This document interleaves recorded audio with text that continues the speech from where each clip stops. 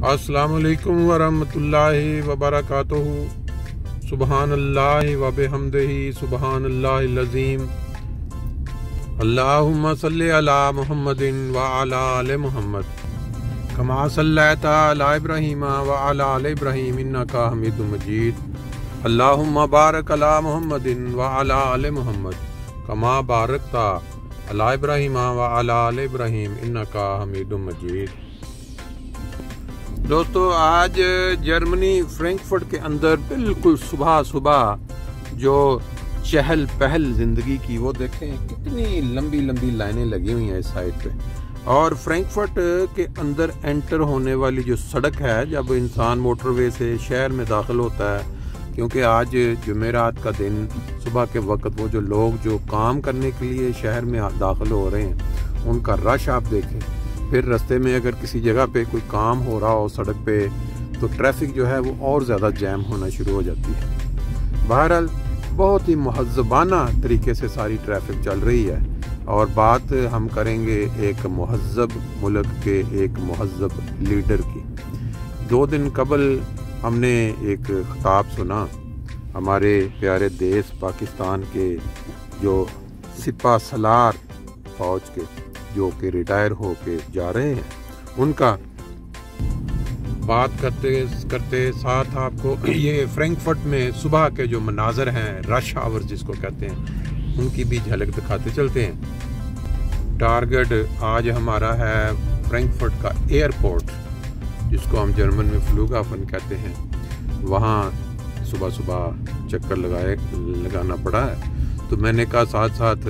चलें, सुबह का जो रश होता है उसका भी मंजर दिखा दें फ्रैंकफर्ट का। दुनिया में आप कहीं भी बस रहे हों, लेकिन तरक्की याफ्ता ममालिक और तरक्की पजीर ममालिक में एक फ़र्क जो ऐसे औकात में आपको नज़र आएगा, वो रश हंगम पेल जिसको कहते हैं, ट्रैफिक का जो रश लाहौर में देखा हुआ है हमने कि किस तरह हारन पे हारन की आवाज़ आ रही होती है। यहाँ इन ममालिक में अगर आपको इस तरह ट्रैफिक चलते हुए रश के बावजूद किसी जगह पे एक हल्का सा भी हारन का आवाज़ आ जाए, तो पूरे एकदम लोग जो है ना परेशान होकर उस साइड को देखना शुरू कर देते हैं कि शायद पता नहीं क्या हो गया है, किसी ने कितनी बड़ी गलती कर दी है, या कोई बंदा परेशानी के आलम में है, जिसकी वजह से बिल्कुल स्मूथ ट्रैफिक चलती। बहरहाल सब लोग जानते हैं, जो सफ़र का मौका पा चुके हैं इन ममालिक में, वो जानते हैं। जिन्होंने नहीं कभी किया उनको वैसे इस तरह जो है लाइव दिखा के अंदाज़ा करवाया जा सकता है। बहरहाल मैं बात कर रहा था कि एक महज़्ज़ब मुल्क, हमारा महज़्ज़ब मुल्क, उसके एक सिपा सलार अफवाज जो रिटायर होने जा रहे हैं, उनकी तकरीर के अंदर एक बड़ी अजीब किस्म की, जिसको कहते हैं मायूसी कह लें या एक झुंझलाहट की शिकार थी। पहले आप पाकिस्तान की तारीख उठा के देख लें कि एक आर्मी लीडर, वो किसी सियासी लीडर या किसी भी अदारे के लीडर के मुतल्लिक जब कोई इरादा करता है, जब कोई वो प्रोग्राम बनाता है, तो उसको इस तरह उसको तकरीरें नहीं करनी पड़ी कि वो ऐसे उन्होंने कर दिया, उन्होंने हमारा नाम खराब कर दिया, उन्होंने मुल्क का इमेज खराब कर दिया, उन्होंने ऐसे ऐसे नाम दिए हमारे इदारे को, ये और दूसरे, बल्कि उन्होंने वो क्या कहते हैं, अपनी ताकत के नशे में या ताकत के जोम में पकड़ा, किसी को उठा के सऊदीया भेज दिया, 10 साल की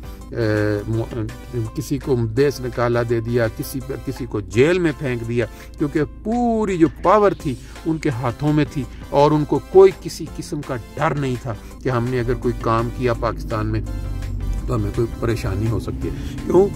पाकिस्तान की जो पूरी ताकत है, जो एस्टेब्लिशमेंट और फौज, हालांकि समझा यह जाता है कि जो ममालिक जो रखते हैं अपना अवाम के ज़रिए नुमाइंदे चुन के आते हैं, जहाँ फौजी हुकूमत नहीं बल्कि अवामी हुकूमत होती है, वहाँ ताकत जो है अवाम के लीडरान के पास होती है। जैसे आप बांग्लादेश ले लें, जैसे आप इंडिया ले लें। अब पाकिस्तान की जो तारीख बन चुकी है वो कुछ इस तरह है कि जब कोई लीडर चेंज होता है जिसको हम अवामी लीडर समझते हैं, बेसिकली उसके पीछे पूरी की पूरी एक मशीन या पूरी की पूरी एक जो ताकत का जो चश्मा वो आर्मी ही रहती है, और उसके साथ जो एस्टेब्लिशमेंट यानी जो उसके अदारे हैं आर्मी के अंडर जुड़े हुए। लेकिन बज़ाहिर नज़रों में ये होता है कि ये हुकूमत जो है वो चेंज हो गई है, अवाम का नया वज़ीर आज़म आ गया है, नई असम्बली बन गई है। अब आप अंदाज़ा लगाएं कि वो देश जहां बनाने के साथ कायदे आज़म ने फरमाया था कि इस मुल्क के अंदर तमाम मज़ाहिब को, तमाम किस्म की जो मुख्तलिफ कम्यूनिटीज़ आबाद होंगी, उनको मुकम्मल आज़ादी होगी, वो अपने मज़हब और अपने अकीदे के मुताबिक यहाँ इबादत के लिए या अपनी एक्टिविटीज़ को जारी रखने के लिए आज़ाद होंगे। लेकिन जब उस वादे का पामाल किया गया, उस वादे की क्या कहते हैं इज्जत नहीं रखी गई, तो फिर इस मुल्क में जो आर्मी 1953 में जो पहला मार्शल लॉ लगा, उसके हाथों फिर इंसानियत की तजलील होती चली गई। अब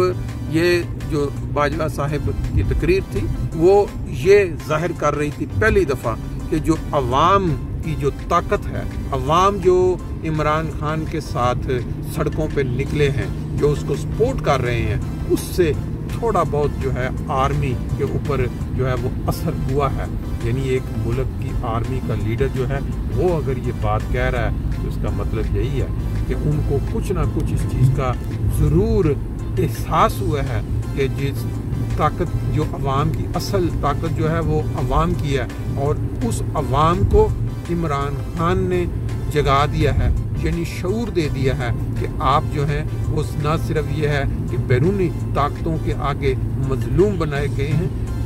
आप अपनी अंदरूनी तौर पे भी जो आर्मी है उसके हाथों और एस्टेब्लिशमेंट के हाथों अभी तक खिलौना बने हुए हैं।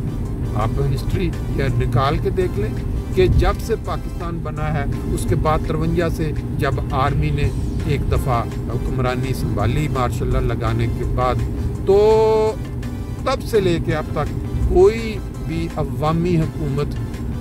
या वज़ीर आज़म जिसको कहते हैं या असम्बलियाँ, उन्होंने आज़ादी के साथ पूरा काम नहीं। किसी के ऊपर करप्शन का केस बना दिया गया, किसी के ऊपर मजहब के इस्तेमाल का, किसी और हुआ ये कि अब भी आप देख लें चारों असम्बलियों को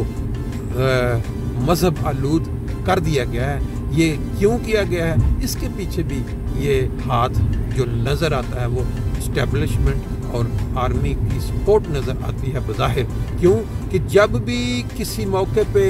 अवाम को उन्होंने इन सियासी लीडरान के पीछे लगाना होता है तो फिर वो इसका पत्ता इस्तेमाल करते हैं। अभी तक आप देखें पाकिस्तान के अंदर कितनी मासूम कम्युनिटीज़, वो कम्युनिटीज़ जिन्होंने पाकिस्तान के बनाने में मेन किरदार अदा किया और पाकिस्तान को तरक्की की राहों पे लगाने में भी मेन किरदार अदा किया, उन तमाम कम्युनिटीज़ के जो अफराद हैं उनकी दूसरी जनरेशन, उनकी आगे तीसरी जनरेशन, उनके ऊपर जुल्म के ऐसे ऐसे पहाड़ तोड़े जा रहे हैं कि इंसान तसव्वुर भी नहीं कर सकता। इसमें ज़्यादा डिटेल में जाने की ज़रूरत नहीं है। उसकी वजह यह है कि आज की जो आवाम है, आज के जो लोग हैं, वो इतने ज़्यादा उनके ज़हन जहर आलूद हो चुके हैं, मज़हब की नेगेटिव मज़हब को क्या कहते हैं इस्तेमाल होता हुआ देखकर उनके ज़हनों में अब ये चीज़ आ ही नहीं सकती कि खुले ज़हन के साथ सोचें कि कायदे आज़म ने क्या फरमाया था, इस मुल्क के अंदर किस तरह लोग रहेंगे, उनके लिए ये चीज़ काबिल तसव्वुर नहीं है। बहरहाल आज ये मेरे साथ साथ आप ये नज़ारे फ्रैंकफर्ट सिटी के पहले आपने देखे और अब हम मोटरवे के नज़ारे करते हैं। सुबह का वक्त है, इतना क्लियर नहीं है लेकिन फिर भी कुछ ना कुछ नज़र आ रहा है। ले जी, मोटरवे जो मशहूर मोटरवे है जर्मनी 5 नंबर फ्रैंकफर्ट के पास से गुजरती हुई एक साइड पे हनोवर और हम्बुर्ग और दूसरी साइड पर दूसरे बड़े शहर की तरफ भारत, इसके ऊपर भी आप देखें इस वक्त काफ़ी ज़्यादा रश है। दूसरी साइड पे जो है उस साइड पे भी ऐसे ही गाड़ियाँ नज़र आ रही हैं जिस तरह इस साइड से जाती हुई। दरअसल वो जो तकरीर थी बाजवा साहब की, उसके अंदर जो उन्होंने एक ख़ास किस्म के इल्ज़ामात लगाए, झुंझलाहट की शिकार नज़र आ रही थी। क्यों कि एक आर्मी लीडर अपने 6 साल मुकम्मल करने के बाद जा रहा है और फिर वो एक ऐसी पार्टी का नाम ले रहा है जिसके साथ अवाम की इस वक्त बज़ाहिर पूरी जो सपोर्ट है। तो वो क्या वजह है कि वो अपनी हुक्मरानी के दौरान, इसका मतलब है कि उन्होंने पूरा ये जो उनके उस पार्टी के लीडर के ऊपर जो अटैक हुआ, जो सारा ये प्रोग्राम जो बना उनके ऊपर क्या कहते हैं हमला करने का, तो वो उसकी इल्म में था या नहीं इल्म में था, ये तो हम नहीं कुछ कह सकते। ले जी, अब हम 5 नंबर ऑटोबान से अपना एयरपोर्ट के लिए नीचे उतर जाएंगे। ये जो रश जा रहा है आगे वो चलता रहेगा। इस साइड पे भी आगे बहुत रश होगा, गाड़ियों की ब्रेकें लग रही हैं। कितना खूबसूरत या कितना अच्छा महसूस होता है जब आप मोटरवे से उतर के एयरपोर्ट अपनी अपनी जो मंजिल है आज हमारी, उसके करीब पहुंच जाते हैं। रश से बचते बचाते तो फिर आपका अगला जो काम है वो आसान हो जाता है। लें जी, अब हमारे सामने जो है एयरपोर्ट की जो बिल्डिंग है वो बिल्कुल क्लियर नज़र आनी, बल्कि ये टर्मिनल्स के ऊपर से जो रास्ते ऊपर चढ़ने के उतरने के बने हुए हैं। अब हम इसी उम्मीद के साथ आपसे इजाज़त चाहेंगे कि एयरपोर्ट का अगर हमें कोई मंजर कोई अच्छा दिखाने वाला हुआ, क्योंकि सुनने में आया है कि यहाँ एक देसी डेरा या देसी वो टक शॉप कहते होते थे या देसी दुकान इनबस कह लें, वो बनी हुई है जिसके ऊपर लोग जो हैं वो अपना पाकिस्तानी जो पराठे, नाश्ता, चाय और ये चीज़ें वहाँ मिलती हैं। अब अगर वो मुमकिन हुआ तो हम आपको दूसरे पार्ट में वो भी साथ दिखाएंगे। ले जी, ये मंजर आप देख सकते हैं। Welcome to Frankfurt airport. ऊपर वाला रास्ता जो है डिपार्चर के लिए जा रहा है। ये नीचे जो आ रहे हैं लोग, अब इन्होंने एक नया कानून शुरू कर दिया है कि 30 मिनट टर्मिनल पार्किंग €1 और जो वेट जाके पहली दफ़ा में ये मौका मिल रहा है देखने का। अब क्या इसके अंदर क्या है, ये यहाँ पहुँचने के बाद अंदाज़ा